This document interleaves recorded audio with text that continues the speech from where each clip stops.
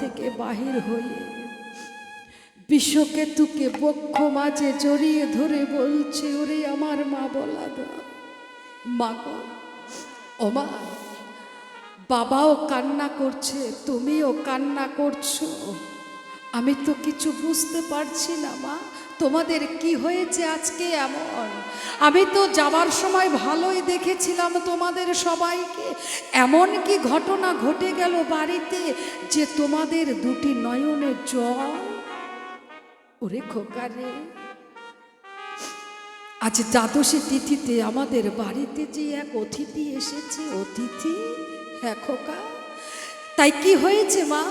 সেই অতিথি যে মাংস সেবা করতে চায়, মাংস, তার জন্য তোমরা কাঁদছো? না বাবা না, তার জন্য কাঁদছে ওরে খোকারে, সেই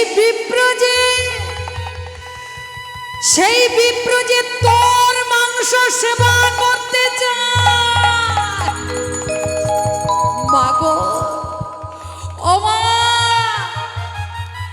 তার জন্য তুমি এভাবে কাঁদছো মা? মাগো, জানো না মা, এই পৃথিবীতে থেকে একদিন সবাইকে চলে যেতে হবে। এই দেহখানি কিভাবে কোথায় বিনাশ হবে কেউ কি বলতে পারে? মানুষ চেনা যায় মরণে, ভগবান চেনা যায় চরণে।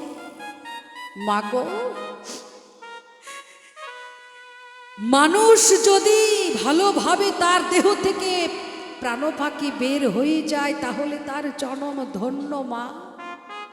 কে বলতে পারে এই দেহখানি কুকুর বিড়াল শৃগালে টেনে টেনে হিসে হিসেও তো খেতে পারে।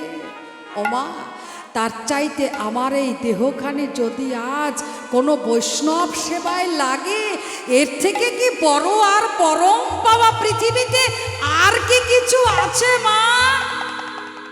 মাগো,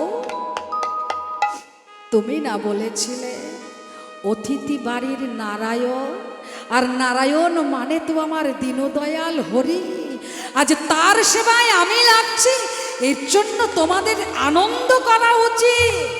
মাগো, এই পৃথিবীতে প্রত্যেকটি মাই তো গোবিন্দের কাছে কামনা করে, হে দয়াময়, তুমি একজন কৃষ্ণ ভক্ত সন্তান আমাকে দিও, আর সেই সন্তান যেন তোমার শ্রীপাদ পদ্মে একমাত্র সমর্পণ হতে পারে, তোমার সেবায় লাগে। মাগো, আজ তো গোবিন্দ আমার তোমার মনের বাসনা পূর্ণ করেছে। ও মা, তুমিও তো একদিন গোবিন্দের কাছে তাই বলেছিলে, আজ কেন কাঁদছো মাগো?